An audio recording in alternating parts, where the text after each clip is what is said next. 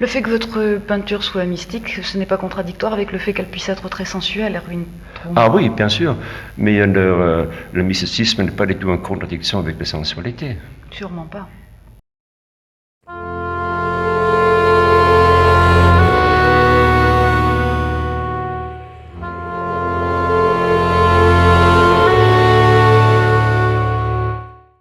Erwin Tromm, avant de parler de votre peinture, parce que c'est tout de même la raison pour laquelle nous sommes ensemble aujourd'hui, j'aimerais parler un petit peu de votre personnalité. Tout d'abord, vous êtes d'origine autrichienne. Alors on va entendre un bel accent, là, magnifique. Je ne suis pas vraiment d'origine autrichienne, je suis né à Munich, hein. Mais j'ai ma mère qui était descendante autrichienne, et moi-même j'ai habité très longtemps en Autriche. Et quand est-ce que vous êtes venu en France? En France, je fais le passage du pont de Kehl en 1947 pour aller à la Légion étrangère. À la Légion étrangère? Est-ce que je peux vous demander pourquoi on va à la Légion étrangère? Au fond, il y a une multitude de raisons, hein. Mais pour moi, la raison essentielle, c'est qu'il fallait partir quelque part, n'importe où. Parce que? Enfin, on était en 1947, si vous vous rappelez bien, c'est quand même les années les plus noires d'après-guerre, quoi. Mais c'est parce qu'au niveau emploi, au niveau économique et tout le reste. Et psychologiquement, peut-être aussi, vous aviez envie de vous éloigner de tout ça? Ah oui, bien sûr, parce que la vie est devenue irrespirable. Et puis autre chose aussi, que des gens, quand j'étais gosse à lycée, quoi, tu vois, je suis intéressé très fort à la géographie aux pays étrangers, hein. Et puis toujours un pays qui m'intriguait, parce qu'il n'y a pas beaucoup de littérature dessus. C'était la Malaisie, l'Indochine, etc., tout l'archipel Pacifique. Comment ça se passe, la Légion étrangère? Est-ce que ça forge le caractère d'un homme? Enfin, il y a déjà beaucoup de littérature dessus, hein, et puis pas mal de poésies, de chansons. Mais moi, pour ma part, hein, c'est-à-dire, il y a quelque chose de positif et que je peux retenir, c'est-à-dire, j'ai quand même eu la chance, je dis bien la chance, hein, de risquer ma peau et puis je m'en suis sorti vivant. Ça me parce que, comment dire, si vous êtes face à face avec le mort, si vous avez la chance de crever d'un minute à l'autre, et vous voyez que les autres qui crèvent et tombent à côté, votre attitude sur la vie change. Toute une philosophie. C'est ça, exactement. C'est-à-dire ceux qui n'ont jamais fait l'expérience de la mort immédiate, ils ne savent pas ce que c'est la vie immédiate. Erwin Tromm, on m'a dit que vous étiez débordant de vitalité, que vous étiez capable de tuer au travail n'importe qui. Oh, ça, c'est les autres qui le disent, hein. Il paraît que vous êtes épicurien, que vous aimez beaucoup la vie. Oui, on peut dire, enfin, faut savoir si la vie aime moi aussi. Non, c'est réciproque. Est-ce qu'elle vous aime? Je pense, des fois on reçoit des coups de pied au cul, mais ça c'est pas grave. Ça fait partie de la vie. C'est pas de la vie. Et ça revalorise les bons moments. C'est cela, exactement.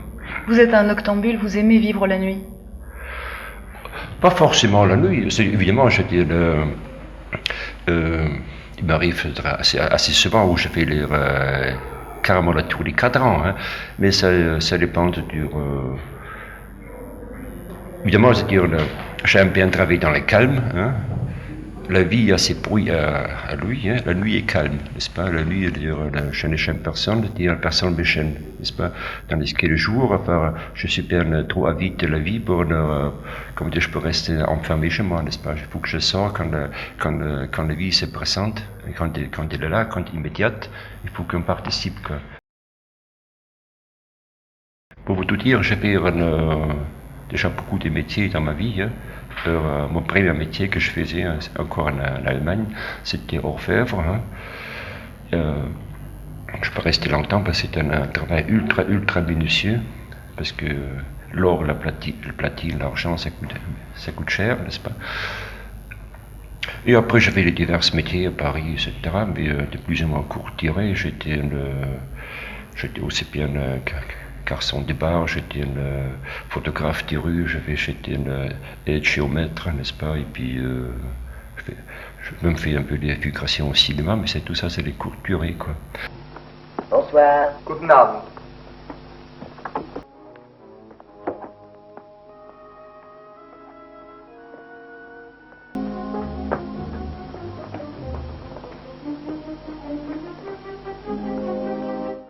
tout cas, vous avez bien roulé votre bosse dans votre jeunesse. Vous n'avez pas eu de mal à vous installer, à épouser une femme, à faire des enfants? Ça a été facile pour vous, après la vie que vous avez eue dans votre jeunesse? Ah oui, là, il y a tout une problématique, parce que j'ai commencé à faire la peinture à peu près le même âge où je me suis marié. Alors, automatiquement, ma femme était trompée sur la marchandise, parce que l'homme qui l'a marié, il n'est pas le même qu'elle avait connu avant. Votre peinture, c'est donc, pour la situer, une peinture pointilliste, très colorée, sensitive, on peut dire ça? Pointilliste, Impressionniste, pointilliste? non, enfin, évidemment, on peut discuter sur la terminologie. Mais comme j'aime pas les mots pointillisme parce que c'est déjà une expression conventionnée, ça veut dire codifiée. Ça correspond à une certaine époque de la peinture française, hein. Impressionnisme aussi. Hein. Mais c'est ce qu'il faut dire plutôt, c'est que je m'en fous théoriquement de la peinture. C'est ça. C'est-à-dire, j'ai commencé à faire la peinture là, quand j'avais déjà presque l'âge de 30 ans. Hein. Sans formation pratique Aucune. intuitivement. Je me suis aussi posé la question, admettons par exemple un début tout seul comme on était sur l'Himalaya, sans aucun contact, seul. Est-ce que tu fais encore la peinture tout seul pour toi? Là, j'ai eu le résultat. Pour moi, la peinture, hein, comme tout art, c'est tout de même un moyen de communication. Hein. Bien, c'est peut-être, comment dirais-je, une communication assez solitaire. Hein. Mais tout de même, c'est-à-dire si une art ne peut pas s'y inscrire en tant que dialogue avec un public. C'est ça, avec l'invisible, c'est-à-dire l'art n'existe pas. Mais si c'est dit, il faut aussi dire que les publics n'existent pas forcément tout de suite. Les publics peuvent exister plus tard, n'est-ce pas? Par exemple, comme disait Van Gogh dans son journal, si ma peinture ne vaut rien aujourd'hui, hein, il n'y a pas de raison qu'elle vaut quelque chose plus tard. Mais si ma peinture vaut quelque chose plus tard, elle vaut autant aujourd'hui. Bien sûr, l'important c'est de la reconnaître. C'est ça, oui. Ou plutôt qu'elle soit reconnue. C'est ça, oui. Toute œuvre d'art, hein, elle a son propre langage, et puis si elle nécessite encore un discours supplémentaire, hein, c'est-à-dire c'est parce que l'œuvre n'est pas complète. L'œuvre s'explique elle-même.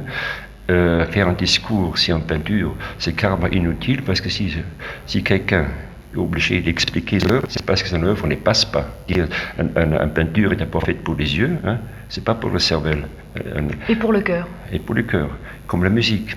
Si la musique passe pas par les oreilles, par les cœurs, et puis par le ventre, et puis par les entrailles, elle est loupée, quoi.